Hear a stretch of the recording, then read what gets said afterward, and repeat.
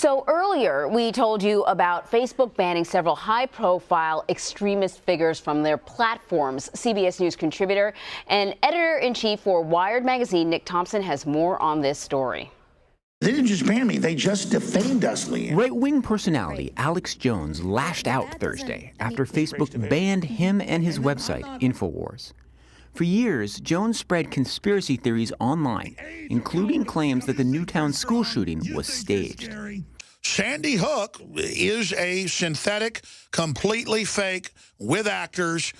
Yesterday, Facebook and Instagram banned Jones, Nation of Islam leader Louis Farrakhan, and alt-right personalities Milo Yiannapoulos and Laura Loomer, all of whom have used the site to spread anti-Semitic or anti-Muslim content. Facebook did not provide specific examples.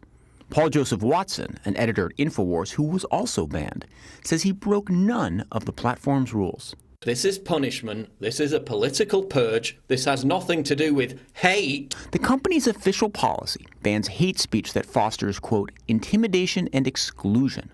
And a Facebook spokesman says the site has always banned pages that promote or engage in violence and hate, regardless of ideology. The company has long struggled with the spread of hate. Last week, after the synagogue shooting near San Diego, white supremacists expressed support on a Facebook page linked to the alleged shooter. Facebook later took the page down. Ben Scott is an expert in tech policy. It does raise the question, how are they defining who gets banned and who doesn't? Scott says Facebook's crackdown is a major shift in the way the company addresses the content they publish. They are owning responsibility for the content on the platform, and that is a huge move and one that they have resisted for a long time. So joining me now with more on this and the latest move by Facebook is CNET senior producer Dan Patterson. Okay, Dan, you know, the thing with Facebook is, and we do stories almost like daily about Facebook tweaking things and changing things, and often they seem reactive as opposed to proactive. How sincere of a move is this? You saw the story. We just had the shooting at a synagogue in California.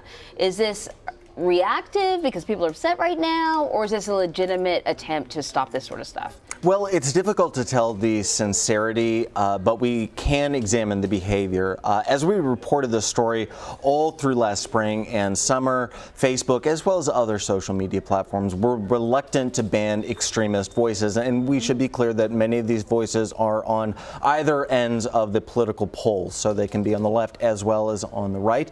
But the company was reluctant to ban these. Last August, a number of social platforms did ban extremists like, or extreme voices like Alex Jones. Facebook did not. And they said to us, as well as to other media organizations, well, we have these reasons that we just think there are better and more effective methods of dealing with this. Which That's pretty vague. Yeah, exactly, pretty vague. They gave us a very not vague statement yesterday in response when we asked them about this. And they said effectively something that was pretty reasonable, which is this is our platform and we're just not going to allow voices that traffic in direct threats or something that could be perceived as a threat, violence, or ascribe to hateful ideologies, which all seem pretty reasonable for a private company to say we don't want on our platform. Do you know why they picked these 5 people? Because there's, I'm sure, plenty of other pages that they could have picked. Was there sort of a particular definition they were looking at? Well, we don't know specifically, but it appears as though this was designed to send a message. One, we hear you, and we are going to follow suit along with our other social media companies and get rid of some of the same voices. And two, these are kind of figureheads or symbols of extreme voices in different areas. Of course, Louis Farrakhan is very different than Alex Jones, but they have said similar rhetoric, and so I think it's kind of saying whether you are on, no matter what end of the political spectrum you're on, we are willing to take action if your speech violates things that we find offensive. So Instagram, though owned by Facebook, has its own sort of program that it's rolling out. Why different? Well, the two entities, although they are both owned by Facebook, have operated like independent companies for a long time. Facebook over the last year has been rolling Instagram into Facebook. Sometimes their messaging is a little different and sometimes their policies are a little different. And there has been this rise of extreme extreme voices that kind of single out Instagram. So it's likely that the platform just needs independent policies right now to get rid of those specific actors. So of course, you know, the challenge for these platforms is there's this business of freedom of speech and freedom of expression, and so these people are sort of more outspoken, visible members of the media, but they're the users too, who, whether you like what they say or not, they are allowed to express themselves. So is there a concern that these sort of policies will also limit how users express themselves? This is such a great debate. It has so much nuance to it. I don't have the answers, but on one end of the spectrum, there is the legitimate argument that some of these companies are maybe bigger than governments, or in some ways more influential than governments. So when they exercise these unilateral policies, they could be tamping down on free speech. On the other end of the spectrum is the very real argument that, look, your free speech hasn't been violated. These are private companies.